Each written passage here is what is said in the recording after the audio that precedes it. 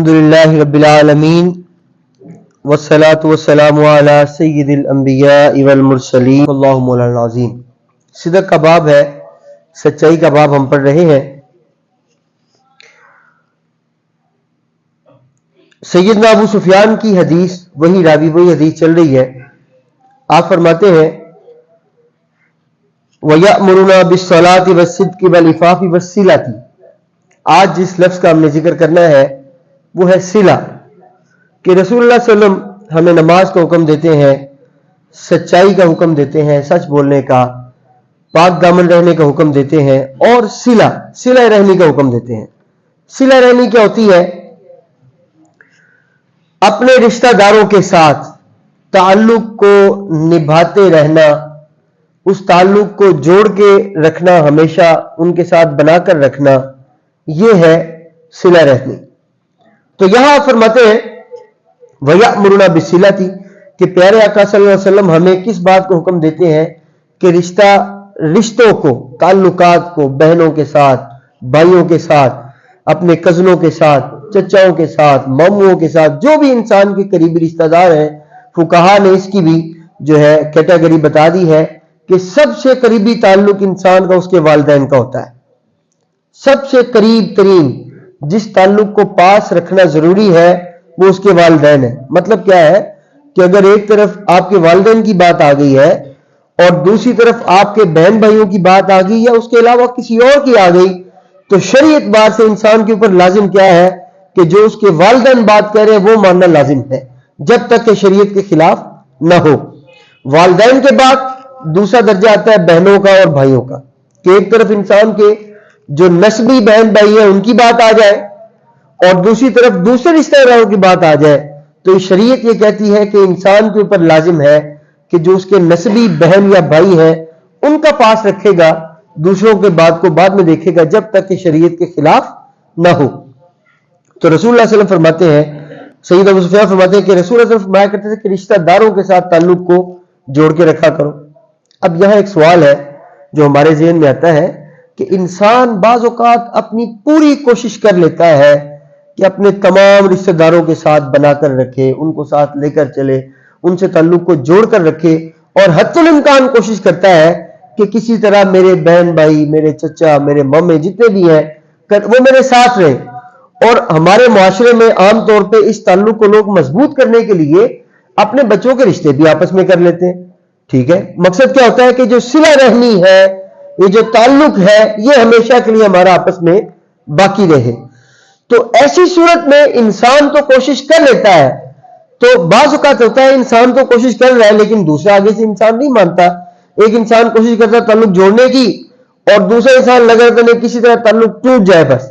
تو ایسے میں فقہا کہتے ہیں کہ جو انسان تعلق جوڑنے کی کوشش کرتا ہے اس کو اس کی کوشش کا صلہ اللہ دے دیتا ہے، بظاہر یہاں تو نہیں، آخرت میں ملے گا، ظاہر بات ہے، کیونکہ اللہ کا حکم ہے کہ آپ نے کوشش کرتے رہنا ہے، جب موقع ملے، جہاں موقع ملے، جہاں تک ہو سکے اپنے رشتہ داروں کو آپس کے ساتھ جوڑ کے رکھنے کا۔ ہاں کوئی اور آپ کا ساتھ چھوڑ جائے تو یہ پھر اس کی مرضی، یہ اس کا انجام ہے، اللہ تعالیٰ آپ کو اس سے پھر بری ذمہ کر دیتا ہے۔ اگلی حدیث جو آج کی ہے، رسول اللہ صلی اللہ علیہ وسلم فرماتے ہیں ان ابی سعید من سأل اللہ تعالی الشہادۃ بصدق بلغہ اللہ منازل الشہداء وان مات علی فراشہ۔ رسول اللہ صلی اللہ علیہ وسلم فرماتے ہیں کہ جس شخص نے صدق دل کے ساتھ شہادت مانگی کہ یا اللہ مجھے شہادت کی موت عطا کر دے، جس شخص نے صدق دل کے ساتھ شہادت کی موت مانگی کہ یا اللہ میری خواہش ہے مجھے موقع ملے کہ میں تیری راہ میں شہید ہو جاؤں، جس نے صدق دل سے یہ دعا مانگی، شہادت مانگی، میرے رب، میرے آقا فرماتے ہیں کہ اللہ تعالیٰ اس کو شہداء کا درجہ دے دیتا ہے، اگرچہ وہ بستر مرد پہ کیوں نہ مر جائے۔ کیوں؟ اس نے نیت کر لی اللہ کی راہ میں شہید ہونے کی، موقع نہ مل سکا یہ الگ بات ہے، اس نے نیت تو کی۔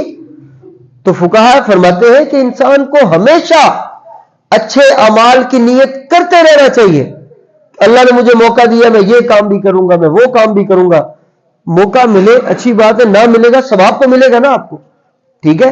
تو میرے آقا فرماتے ہیں جو شخص صدق دل کے ساتھ شہادت کی موت کی نیت کر لیتا ہے، یا اللہ مجھے موقع دے میں تیری راہ میں لڑتا لڑتا شہید ہو جاؤں، تو اللہ تعالیٰ اس کی موت کو شہیدوں کا درجہ دے دیتا ہے، اگرچہ وہ بستر مرگ پہ کیوں نہ فوت ہو جائے۔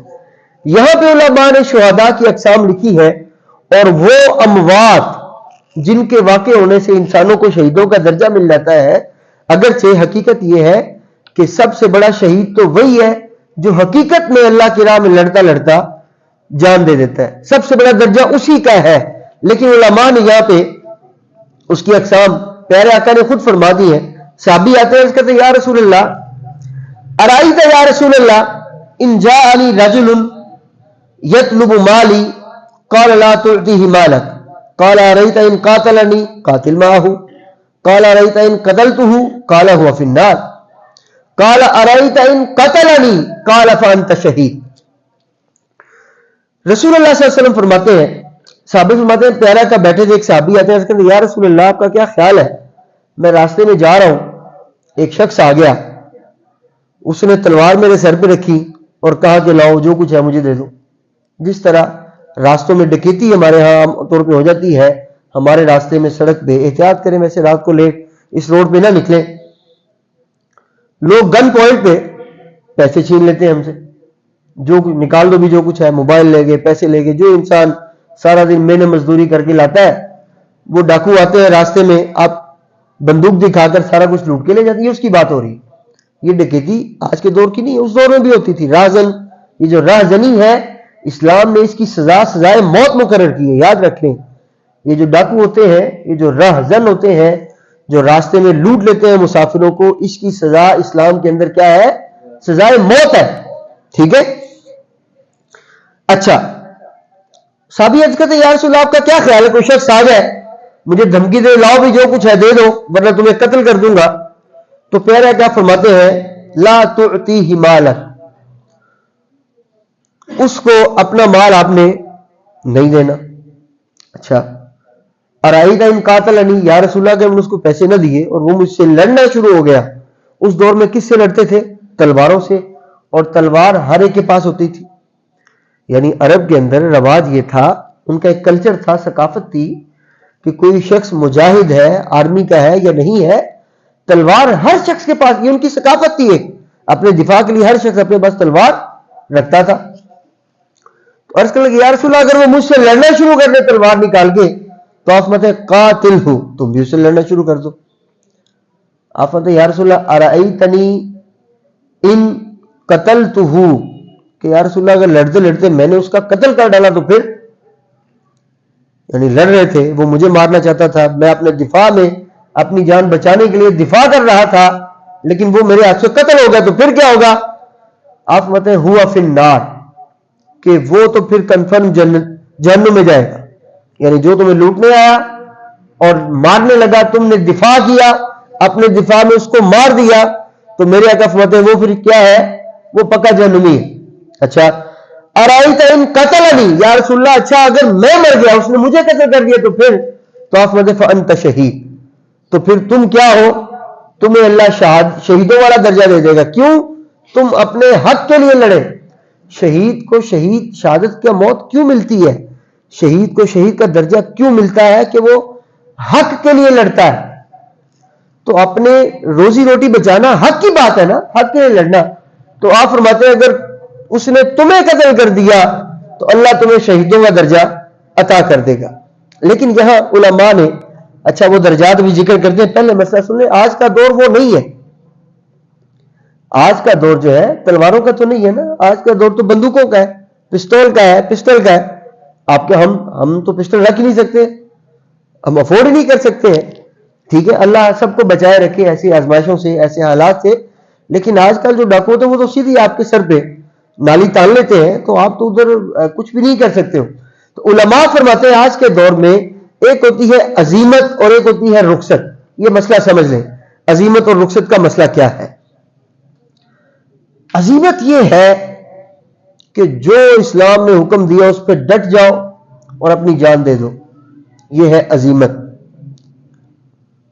رخصت یہ ہے کہ اسلام نے اگر آپ کو رخصت دی ہے تو اپنی جان بچاؤ जो फरीजा अव्वल है और रुखसत पे अमल कर लो। मसलन इसकी मिसाल देता हूं, सरकार के सहाबी थे अम्मार बिन यासिर रज़ी अल्लाह तआला अन्हु। इस्लाम की इब्तिदाई अय्याम की बात है, आपको कुफार ने कैद कर लिया, जकड़ लिया, सर पे तलवार रख ली और कहा कि मोहम्मद का इनकार कर दो वरना गर्दन उड़ा देंगे। आपने जुबान से इनकार कर दिया, उन्होंने आपको छोड़ दिया। लोगों ने मशहूर कर दिया, लो जी अम्मार मुर्तद हो गया, काफिर हो गया, ये हो गया, वो हो गया। आपने उनको बुलाया, है अम्मार ये बताओ, जब तुमने मेरा इनकार किया तो क्या तुम्हारा दिल ईमान से मुतमिन था? आपने कहा या रसूलल्लाह दिल मुतमिन था, सिर्फ जुबान से इनकार किया है, जान बचाने के लिए। ये होती है रुखसत, कि अपनी जान बचाने के लिए इस्लाम की दी हुई रुखसत को अपना लेना, इसको रुखसत कहा जाता है। और एक होती है अजीमत। अजीमत यह कि डर के ना लो, जान लेनी तो ले लो, नहीं करूंगा इनकार। उसका मकाम बहुत बड़ा है, अजीमत का मकाम बहुत बड़ा है, लेकिन रुखसत की भी इस्लाम में इजाजत है। तो आपने कहा या रसूलल्लाह नहीं, मैंने अपनी जान बचाने की खातिर, भी जान बचेगी तभी तो नमाजें पढ़ूंगा ना, जान बचेगी तभी तो आपकी इत्तबा करूंगा, अल्लाह की इबादत करूंगा, सारा कुछ जान बचाने से करूंगा ना। तो इस्लाम ने इसलिए फरीज़ा अव्वल किसको करार दिया है? अपनी जान को बचाना। आप अर्ज करते या रसूलल्लाह नहीं, या रसूलल्लाह मैंने अपनी जान बचाने की खातिर आपका इनकार कर दिया था, दिल मेरा अब भी मुतमिन है, फिर कलमा पढ़ता हूं। तो आपने कहा भाई ये बिल्कुल मुसलमान है, इसके इस्लाम में कोई फर्क नहीं आया। इसी मसले को लेकर, इसी रिवायत को लेकर उलमा ने अजीमत और रुखसत का मसला बयान किया है कि अजीमत, डट जाओ, जान दे दो, उसका रुतबा बहुत बड़ा है। लेकिन यह है आप तो जान दे दोगे, पीछे आपके बच्चे हैं, पीछे आपके बहन भाई हैं, बूढ़े माँ बाप हैं, उनको कौन देखेगा? तो हमेशा इस्लाम किस चीज को तरजीह देता है? उस हुक्म को तरजीह देता है जिसमें मफादे आमा हो। एक है आपने अपनी जान दे दी, लो आप तो हो गए शहीद, आपने अपना फायदा सोचा। एक यह है कि नहीं, अपनी जान बचाओ और अपने घर वालों का सोचो। बच्चे रुल जाएंगे, उनको पूछेगा कोई नहीं, बूढ़े माँ बाप बेसहारा हो जाएंगे, बहन भाई को कौन पूछेगा? तो ऐसे हालात में उलमा लिखते हैं कि आज का दौर चूंकि तलवारों का नहीं है, आज का दौर बंदूकों का है, तो आपको इतना मौका नहीं मिलेगा कि आप आगे से लड़ सको, वो फायर कर देगा, फिर क्या करोगे आप? तो बेहतर है कि जो कुछ आपके पास है आप उसको दे दो, वो आपकी तरफ से सदका भी हो जाएगा। और चूंकि आपने अपने घर वालों की खातिर, बीवी उन्हीं के लिए कमाया था ना, तो उन्हीं की खातिर अपने आप को बचाकर आ गए, तो अल्लाह आपको वही दर्जा, नियत है ना, तो अदा कर देगा।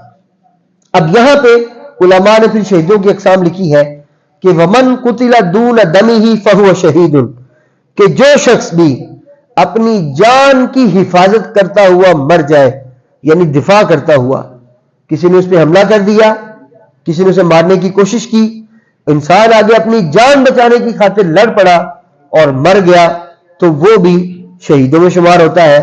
वमन कुतिला दून अहलिही फहुव शहीदुन, और जो शख्स अपने घर वालों को बचाने की खातिर, घर वालों को बचा रहा था, अपनी जान चली गई, वो भी शहीद है।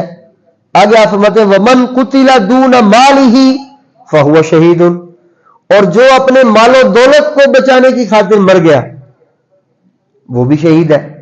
और तीसरी या चौथी किस्म उलमा ने लिखी है, वो लोग जो एक्सीडेंट होता है, रोड पे चल रहे हैं, एक्सीडेंट हुआ, किसी ने टक्कर मार दी, गाड़ी चला दी आपके ऊपर, कोई भी हादसा हो गया, अब वो तो घर से निकले थे किसी काम के लिए, उनका तो कसूर नहीं था, वो तो बेचारे अपने काम से जा रहे हैं, पीछे से कोई जालिम आया, किसी ने तेज ट्रैफिक होगी, ब्रेक, जो कुछ भी सबब था, तो उलमा फरमाते हैं वमन कुतिला जुल्मन कअन यतअद्दा अलैहि इंसानुन फयक्तुलहु गीलतन फहादा शहीदुन, और जो शख्स जुल्मन रास्ते में चल रहा हो, बैठा हो, बिल्डिंग ऊपर गिर गई आके, किसी ने ऊपर कुछ गिरा दिया, किसी ने गलती से फायर कर दिया, आपको लग गया, रास्ते पे जा रहे हो, गाड़ी ने टक्कर मार दी, कोई हादसा हो गया, वो भी जो इंसान हादसे में मारा जाए, चूंकि मजलूम है वो, तो उलमा फरमाते हैं कि वो भी, उसको भी अल्लाह शहीदों का दर्जा दे देता है। तो ये शहीदा की 5 अक़साम है, लेकिन सबसे अफजल किस्म वही है जो हकीकत में लड़ता हुआ अल्लाह के रास्ते में शहीद हो जाए। अब यहां एक सवाल पूछा था कि क्या बच्चे, जो बचपन में इंसान की औलाद फौत हो जाती है, वो क़यामत के दिन अपने वालिदैन की शफाअत करेगी या नहीं करेगी? एक बात याद रखा करें ہم نے پیچھے صبر کا جو باب تقریباً کچھ 10 نشستوں کے اندر مکمل کیا ہے. صبر کا باب تھا، اس کی چند احادیث کو ختم کرنے میں ہمیں 10 نشستیں کم از کم لگی ہیں. اور اس کا مدعا یہ تھا کہ انسان کو اگر اتنی سی بھی تکلیف پہنچ جائے تو اللہ اس کے بدلے گناہ معاف کر دیتا ہے. تو جس انسان کی اولاد چھن جائے اس سے بڑا صدمہ تو اس کے ذہن میں کوئی نہیں ہے. ساری زندگی جب تک زندہ رہے گا اس کو وہ تکلیف پہنچتی رہے گی، اولاد کا غم ہے نا، دکھ ہے. ہم نے پڑھا تھا من نصب ولا وصب ولا ہم ولا غم، یہ پیچھے روایت گزری ہے کہ انسان کو جو بھی غم پہنچ جاتا ہے، جب تک غم پہنچتا رہتا ہے اللہ اس کے گناہ مٹاتا رہتا ہے. تو اول بات تو یہ ہے کہ یہ جو اپنوں کا غم ہوتا ہے یہی اتنا گہرا ہوتا ہے کہ انسان کو شفاعت کی ضرورت نہیں، اس کے گناہ تو ویسے ہی اللہ تعالیٰ اس دکھ کے بدلے معاف کر دیتا ہے. لیکن دوسری بات یاد رکھ لیں، سرکار دو عالم صلی اللہ علیہ وسلم کی احادیث ہمارے معاشرے کا بڑا ایک مسئلہ ہے. جو شخص داڑھی رکھ لیتا ہے وہ سمجھتا ہے مفتی بن گیا ہوں. جو شخص سر پہ ٹوپی لینا شروع کر دیتا ہے وہ سمجھتا ہے مفتی بن گیا ہوں. جو شخص عمر رسیدہ ہو جاتا ہے، بزرگ بن جاتا ہے، وہ اور کچھ بنے نہ بنے مفتی ضرور بن جاتا ہے. یہ بڑا ایک ہمارے معاشرے کا المیہ ہے. مفتی ایسے نہیں بنتے ہوتے ہیں. ایسے ہوتا تو پھر تو اسلام کب کا تباہ ہو گیا ہوتا. مفتی بننے کے لیے 7-8 سال باقاعدہ اسلام کی جو نصوص ہے، فقہ فقہ کی کتابیں ہیں، حدیث کی کتابیں ہیں، ان کو کھنگالنا پڑتا ہے، ان کو پڑھنا پڑتا ہے، ان کو سمجھنا پڑتا ہے. ٹھیک ہے، پھر جا کے کوئی انسان مفتی بنتا ہے. لیکن ہمارے معاشرے میں کوئی انسان، یہ بہت بڑا المیہ ہے، کسی کو کچھ بھی نہ آتا ہو وہ دین کا فتویٰ ضرور دے دے گا آپ کو. یہ بہت بڑا پرابلم ہے. تو آپ کبھی ایسے لوگوں کی باتوں میں نہ آیا کریں. ہمارے لیے مہم ہمارے آقا کی فرمان ہے. ہمارے آقا نے کیا فرمایا ہے، رسول اللہ صلی اللہ علیہ وسلم کیا فرماتے ہیں، ہمارے لیے یہ مہم ہے. بہرحال پیارے آقا فرماتے ہیں صغارہم دعامیس الجنہ. دعامیس یہ دعموس کی جمع ہے. دعموس کہا جاتا ہے، آج کل سائنس کا دور ہے، اگر آپ پانی کو کبھی ٹیلیسکوپ میں جا کے دیکھیں، دعامیس پانی کے اس جز کو کہا جاتا ہے جو کبھی بھی پانی سے جدا نہیں ہو سکتا. پانی کے ذرات، چھوٹے چھوٹے قطرات، ان کو دعامیس کہتے ہیں. تو میرے آقا فرماتے ہیں کہ وہ چھوٹے بچے جو بچپن میں ہی فوت ہو جاتے ہیں وہ جنت کے دعامیس ہیں، یعنی جنت کے ایسے اجزاء ہیں جو جنت سے کبھی بھی جدا نہیں ہوتا. آگے کیا فرماتے ہیں، یتلقا احدہم اباہ فیأخذ بثوبہ کما آخذ انا بسنفۃ ثوبک ھذا فلا یتناہا حتی یدخلہ اللہ اباہ الجنہ. آپ فرماتے ہیں وہ جو بچے بچپن میں فوت ہو کر ماں باپ کو چھوڑ جاتے ہیں تو وہ اپنے ماں باپ کو ملیں گے قیامت کے دن اور اپنے ماں باپ کے دامن کو پکڑ لیں گے. کپڑے کا پہلو ہے، کپڑے کے دامن کو پکڑ لیں گے. بچپن میں بچھڑ گئے، فوت ہو گئے، بچے تھے بھی، فوت ہو گئے، ماں باپ نے صبر کیا، دکھ سہا. قیامت کا دن آئے گا، میرے آقا فرماتے ہیں وہ بچے قیامت کے دن اپنے ماں باپ کے پلوؤں کو پکڑ لیں گے. فلا یتناہا، اور نہیں چھوڑیں گے، حتی یدخلہما، حتی یدخلہ اللہ اباہ الجنہ، یہاں تک کہ اللہ تعالیٰ اس بچے کو اور اس کے باپ کو، ماں کو، جو بھی اس کے والدین ہوں گے، جب تک ان کو جنت میں داخل نہیں کر دے گے وہ اس کے پلو کو نہیں چھوڑے. گویا کہ وہ رب سے کہیں گے یا اللہ یہ ہے میرے ماں باپ، تو نے مجھے بچپن میں چھین لیا تھا، انہوں نے ساری زندگی اس دکھ کو سہا، اس غم کو اپنے سینے سے لگایا، تیری رضا پہ راضی ہوئے، یا اللہ آج ہم ان کا پلو تب تک نہیں چھوڑیں گے جب تک تو جنت میں داخل نہیں کر دے گا. تو میرے آقا فرماتے ہیں جب تک اللہ تعالیٰ ان بچوں کو اور ان کے ماں باپ کو جنت میں داخل نہیں کر دے گا وہ اپنے والدین کے پلو کو نہیں چھوڑیں گے. حدیث ایک ہی کافی ہے، تبرکن ایک اور ذہن میں رکھ لیں. پیارے آقا کی بارگاہ میں ایک صحابی حاضر ہوئے، ومعہ ابن لہو، وہ روایت کرتے ہیں ان رجل اتى النبي صلی اللہ علیہ وسلم کہ ایک شخص جو ہے پیارے آقا کی بارگاہ میں حاضر ہوا، ومعه كان ابنه، اس کے ساتھ اس کا بیٹا بھی تھا چھوٹا سا. فقال له اتحبه، پیارے آقا پوچھنے لگے کیا تم اپنے اس بچے سے محبت کرتے ہو؟ فقال احبك الله كما احبه، یا رسول اللہ جس طرح میں اس سے محبت کرتا ہوں اللہ آپ سے محبت کرے. یعنی اتنی زیادہ محبت کرتا ہوں اپنے بچے سے کہ اللہ آپ سے بھی اتنی زیادہ محبت کرنی. اللہ تو پہلے ہی کرتا ہے، لیکن یہ ایک مبالغے کا طریقہ ہوتا ہے بتانے کا کہ بہت زیادہ محبت کرتا ہوں. اچھا، فمات ففقدہ، کچھ عرصہ گزرا اس کا بچہ فوت ہو گیا، کھو دیا اس نے بچے کو اپنے کو. فسأل عنہ، صحابی نے پوچھا یا رسول اللہ بچہ فوت ہو گیا. فقال، تو میرے آقا نے ان کو یہ تسلی دی ان الفاظ کے اندر. فقال رسول اللہ صلی اللہ علیہ وسلم اما یسرک الا تأتی بابا من ابواب الجنت الا وجدته عنده یسعى یفتح لک. افمت، کیا تمہیں یہ پسند نہیں ہے، کیا تم یہ نہیں چاہتے ہو کہ تم جنت کے باب تک پہنچ جاؤ، جنت کے دروازے تک پہنچ جاؤ اور تمہارا بچہ دوڑا دوڑا ہوا اندر سے آئے اور تمہارے لیے جنت کا دروازہ کھول لے. یعنی اگر بچپن میں اللہ نے تمہارے بچے کو تم سے چھین لیا ہے، اس پہ تھوڑا صبر کر لو. اور کیا اس کے بدلے تم یہ نہیں چاہتے کہ قیامت کا دن آئے، تم جنت کے دروازے پہ جاؤ، تمہارا بچہ بھاگا بھاگا ہے آگے سے اور جنت کا دروازہ کھول کے ابا جی اندر آ جائے. تو یہ اولاد جو ہوتی ہے جو بچپن میں اللہ تعالی ہم سے لے لیتا ہے، اس کی امانت ہے. ہم بھی اس کی امانت، ہماری اولاد بھی اس کی امانت. جو کچھ بھی ہمارا ہے وہ رب کا ہے. یاد رکھیں، ہمارا مال، ہماری دولت، ہماری جان، ہماری اولاد، ہمارے والدین، ہماری ماں باپ، بہن بھائی، جو کچھ بھی ہمارا ہے یہ اللہ کا دیا ہوا ہے. وہ جب چاہے لے لے، یہ اس کی مرضی. ہاں، ہمارا فرض کیا ہے؟ اس کی رضا پہ راضی رہنا. حضور داتا علی حجویری رحمۃ اللہ علیہ، داتا صاحب کا جو دربار شریف ہے لاہور میں، آپ سے کسی نے پوچھا تقویٰ کیا ہے، تو آپ نے بڑے سادے الفاظ میں کہہ دیا رب کی رضا میں ہمیشہ راضی رہنا، یہی تقویٰ ہے. وہ جس حال میں رکھے الحمدللہ. تو یہ یاد رکھ لیں، یہ جو شفاعت کا مسئلہ ہے، ہمیں ان الفاظ سے غرض جو اللہ کے نبی نے کہے. آپ نے کیا فرمایا، لوگ کیا کہتے ہیں، مفتی کیا کہتے ہیں، مولوی کیا کہتے ہیں، ہم نے ان کو کیا لینا دینا. ہمارے پاس احادیث ہے الحمدللہ ثم الحمدللہ. اور یاد رکھیں اپنے آپ کو ایسے لوگوں سے بچا کے رکھا کریں. میرے رب نے، میرے آقا نے نشانی بتائی ہے نیک اولاد کی. آپ فرماتے ہیں کہ 3 چیزیں انسان کو نفع دیتی ہیں، اس کے اعمال، اس کا صدقہ و خیرات، اور آگے آپ نے نیک اولاد کی نشانی بتائی ہے وَلَدٌ صَالِحٌ يَدْعُو لَهُ، نیک اولاد جو اس کے مرنے کے بعد اس کے لیے دعا کرتی رہتی ہے. سوچے وہ اولاد کتنی بد نصیب ہے، اپنے ماں باپ کے لیے اس کی دعا ہی نہیں کرتی ہے.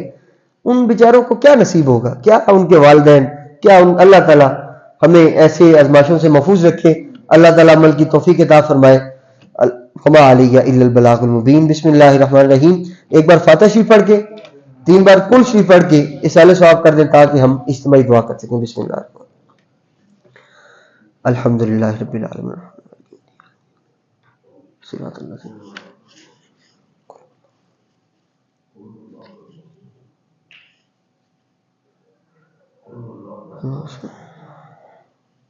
بسم اللہ الرحمن الرحیم. الحمدللہ رب العالمین والصلاة والسلام علی سید الانبیاء والمرسلین. یا رسول اللہ انظر حالنا، یا حبیب اللہ اسمع قالنا، اننی فی بحر غم مغرق خذ یدی سہل لنا اشکالنا. یا رب العالمین، یا ارحم الراحمین. اس فاتح شریف کا ثواب، کل شریف کا ثواب، جو تیرا کلام پڑھا، رسول اللہ علیہ وسلم کی احادیث کو پڑھا، ان کا ثواب تیری بارگاہ میں پیش کرتے ہیں، قبول و منظور فرما. ہمارے آقا دو جہاں، سرور سروراں، رحمت للعالمین، خاتم النبیین، آپ کی روح کو اصالہ ثواب کرتے ہیں، قبول و منظور فرما. تمام اہل بیت اطہار کی روح کو اصالہ ثواب کرتے ہیں، قبول و منظور فرما. تمام صحابہ اکرام خصوصاً خلفائے راشدین کی روح کو اصالہ ثواب کرتے ہیں، قبول و منظور فرما. تابعین، تبع تابعین، ائمہ مجتہدین، غوث، کتب ابدال، تمام اولیاء اکرام تمام مومنین مومنات کی روح کو صالح ثواب کرتے ہیں، قبول منظور فرما۔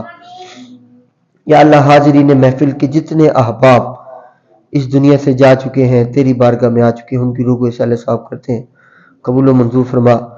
ان کی قبروں کو جنت کے باغات میں سے باغات بنا دے، ان کو اعلیٰ علیین میں جگہ عطا فرما۔ یا اللہ خصوص بالخصوص شہنشاہ نقشبند، ہمارے آقا و مولا ہادی و مربی حضور خواجہ عالم پیر غلام مرتضیٰ فناف الرسول رضی اللہ تعالیٰ عنہ، آپ کے قرۃ العین حضور خواجہ نور محمد فناف الرسول رضی اللہ تعالیٰ عنہ، ان کی روح کو صالح ثواب کر دیں، قبول و منظور فرما۔ یا اللہ بانی دارالعلوم نقشبندیہ مجدیہ حضرت علامہ مولانا محمد مقبول مرتضی صاحب رحمۃ اللہ علیہ، آپ کے برادر مکرم مناظر اسلام حضرت علامہ مولانا منظور مرتضی صاحب رحمۃ اللہ علیہ، ان کی روح کو صالح ثواب کرتے ہیں، قبول و منظور فرما۔ یا اللہ خصوصاً میاں چراغ صاحب رحمۃ اللہ علیہ، میاں میرعظیم صاحب رحمۃ اللہ علیہ کی روح کو صالح ثواب کرتے ہیں، فرما۔ یا اللہ جتنے بھی حاضرین محفل کے مسائل ہیں، یا اللہ اپنی رحمت سے اپنے حبیب کے صدقے سے یا اللہ ان کو آسانیاں پیدا فرما۔ جتنے بیمار ہیں ان کو شفا کاملہ عاجلہ عطا فرما، خصوص بالخصوص ہمارے درینہ جامع مسجد کے درینہ امام صاحب قاری بشیر صاحب، یا اللہ وہ بہت سخت بیمار ہیں، ان کی بیماری سے شفا کاملہ عاجلہ عطا فرما، ان کے جسم میں تقویت عطا فرما، ان کے لیے آسانیاں پیدا فرما۔ یا اللہ اس محفل پاک کا صدقہ فلسطین میں ہمارے مسلمان بھائیوں کی مدد فرما، جہاں جہاں مسلمان برسر پیکار ہیں، تیرے دین کی خاطر، تیرے اسلام کی خاطر، تیرے دین کی بچانے کے لیے یا اللہ لڑ رہے ہیں، مر رہے ہیں، یا اللہ ان کی غیبی مدد فرما۔ یا اللہ ہمیں سید عمر فاروق جیسے حکمران اور صلاح الدین ایوبی جیسی سپہ سالار عطا فرما۔ یا اللہ جتنے حاضرین محفل کے مسائل ہیں آسانیاں پیدا فرما، بے روزگاری کو روزگار عطا فرما، رزق حلال میں برکت عطا فرما۔ ربنا فاغفر لنا ذنوبنا وکفر عنا سیئاتنا وتوفنا مع الابرار، ربنا وآتنا ما وعدتنا على رسلك ولا تخزنا يوم القيامة إنك لا تخلف الميعاد، رب اغفر وارحم وأنت خير الراحمين، وصلى الله على حبيبه محمد وعلى آله وصحبه أجمعين۔